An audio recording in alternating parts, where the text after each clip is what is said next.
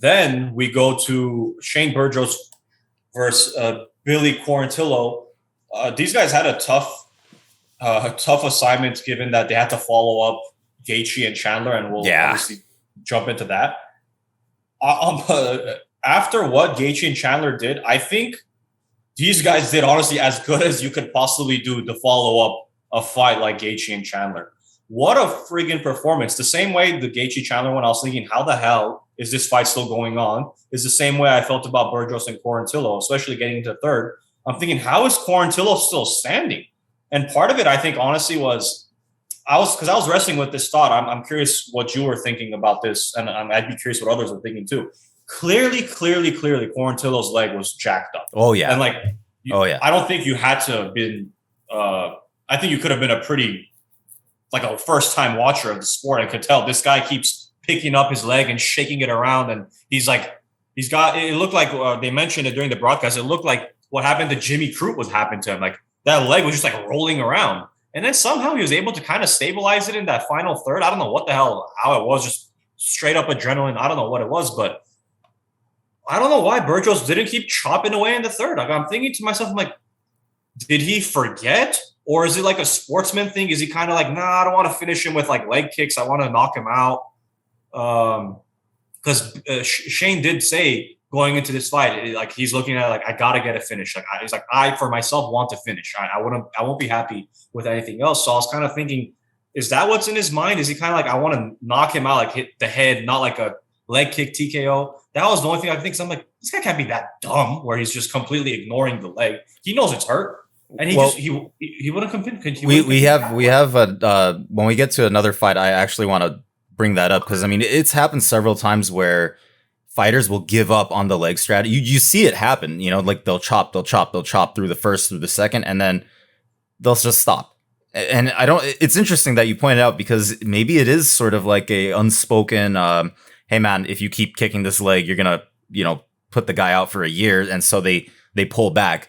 Because there have been moments that, even on this card, like I said, we'll talk about it, but there was a fight where I'm screaming at my TV, keep going, keep chopping the leg up, because you could see it was starting to look like a little Reyes style, dude, it was gnarly, man. And the guy just stopped kicking, and I'm like, okay, well, so to your point, maybe it is just an unspoken thing because it was very effective, considering that apparently only 10 strikes were thrown against Quarantillo's leg.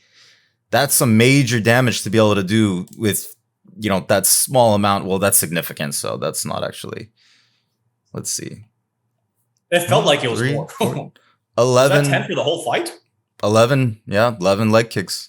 It felt like it was more. Oh, no, sorry. I think that goes to show how impactful 10. they were. 10 leg kicks. Impactful ones, obviously. I mean, that's a strategy really with a lot of fighters. It's why don't we throw these more? We didn't touch on it in the main event, but the Usman Covington, there was almost no shots to the leg, almost none. I think Rogan mentioned it too. I think he was talking about it to Colby, but I think applicable to both men. Where the hell are the leg kicks? Yeah. Well, that fight's a little bit different, but still, it's you. And conversely, you do see some fighters that do a phenomenal job with the leg kicks. Case in point, Gaethje. Case in point, Edson Barbosa. They're definitely the guys that just chop and chop as if those legs are axes and the other guy's leg is a tree trunk. But it could be a fear thing, man. I mean, look at just this past year, how many people had their legs broken? How many? Yeah, man. I mean, so are we forgetting Conor McGregor? That's true. You know what I mean? A superstar had his leg broken. Well, it wasn't broken. It was broken. What am I saying, man? So maybe it's just a fear thing. These guys have seen this over the course of the year and they're thinking, man, 2021's just cursed. Don't throw any leg kicks in 2021. We'll save it for 2022. That's possible, man. I don't know, but either way, I think for both men, the stock should go up on this fight. Oh, sure. If you pull up Shane's ESPN profile, let's look. He said it was his first win in 2 years. I didn't realize it had been that long. Let's take a look at his last few. I know his last fight, he lost to Barbosa. I think he lost to Josh Emmett before. That's correct. Yeah, it had been 2 years, a little over 2 years actually. Well, actually, almost exactly 2 years. His last win is that Armekani on there? Yeah. Yeah. So again, in his defense, those last two losses were against absolute warriors. Josh Emmett, who since he fought Shane Burgos has been out with an injury, and he's actually making his return against Dan Ige. I believe it's in January of next year, which I'm super looking forward to.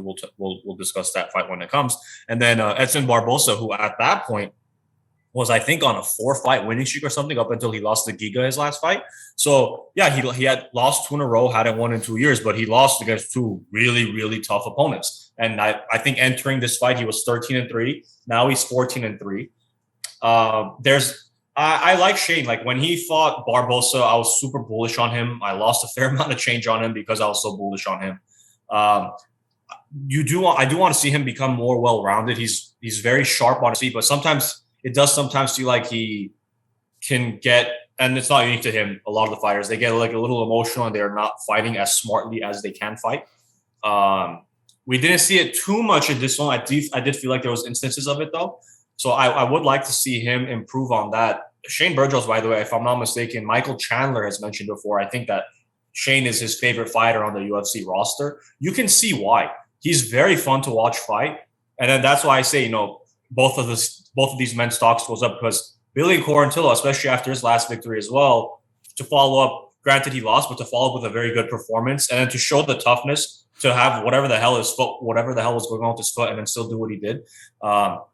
So good on both of them. I would like to see Burgos still overall for and this is featherweight, right? Yeah. So that's a tough division too. So I'd like to see Burgos continue to get a little bit more well-rounded and a little bit more, I guess, maybe savvy in terms of fight IQ. Again, I'm not saying he's a dumb fighter, but just to fully see the potential, because I could see this guy being a legitimate problem amongst the featherweights, but there's a little bit of ways to go. But otherwise, other than that, I mean, great performance by both men, but more so for Burgos since he got the win. Any parting thoughts on that bout for you? No, I was just supremely happy with it, man. Like you said, coming off of the Gaethje Chandler fight, to be able to get treated to something like that, you can't ask for more as a fan. 100%.